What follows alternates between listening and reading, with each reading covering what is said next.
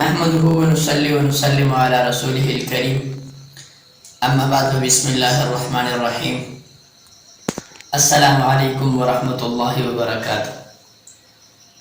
معزز ناظرین کرام، آج جس موضوع پر ہم گفتگو کرنے جا رہے ہیں وہ ہے لفظ موضوع یعنی کلمہ اور اس کے اقسام۔ تو یہاں تک ہم نے پڑھ لیا تھا کہ لفظ موضوع معنی دار لفظ کو لفظ موضوع کہتے ہیں اور اسی کو کلمہ بھی کہتے ہیں۔ پھر اس کی تین قسمیں ہیں، اسم، فعل اور حرف۔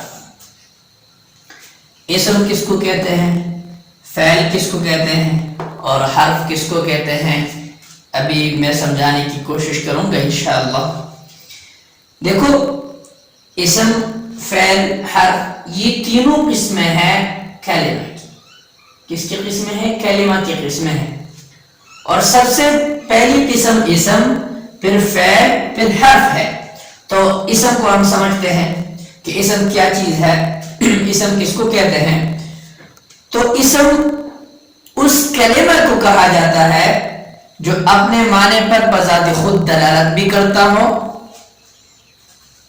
اور ساتھ ساتھ میں تینوں زمانوں میں سے کوئی زمانہ بھی نہ پایا جا رہا۔ یعنی جب ہم کوئی لفظ بولے، اگر اس میں یہ شرائط ہیں کہ وہ ایک معنی پر دلالت کرتا ہے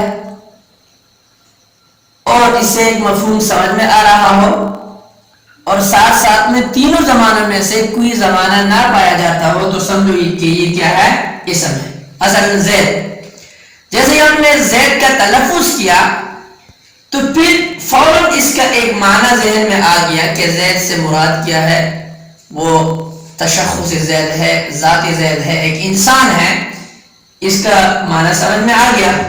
اور ساتھ ساتھ میں ہم نے دیکھا کہ اس میں کوئی زمانہ بھی نہیں پایا جا رہا، نہ ماضی پایا جا رہا ہے، نہ حال پایا جا رہا ہے، نہ استقبال کا کوئی زمانہ پایا جا رہا ہے۔ تو اسی وجہ سے اگر اس طرح کوئی لفظ آ جائے تو اس کو کہیں گے اسم۔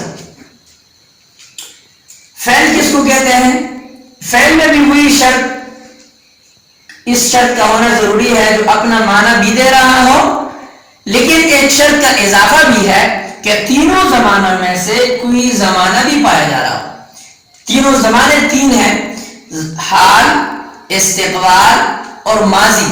اگر ماضی کا زمانہ ہے تو پھر بھی فعل ہے، اگر حال کا زمانہ ہے پھر بھی فعل ہے، اگر استقبال کا زمانہ ہے پھر بھی فعل ہے، لیکن ضروری ہے کہ اپنے معنی پر دلالت بھی کرتا ہو، یعنی اس کے کوئی معنی ہو تبھی جا کے یہ فعل کہلانے کا مستحق ہوگا، ورنہ نہیں۔ مثلا ضربہ ہے، تو جب ضربہ یہ لفظ ہے، یہ فعل اپنا معنی دے رہا ہے، ایک معنی دے رہا ہے کہ مارا اس ایک مرد نے، لیکن اس میں پائے جا رہا ہے ماضی کا زمانہ کہ ضربہ مارا اس ایک مرد نے گزرے ہوئے زمانے میں۔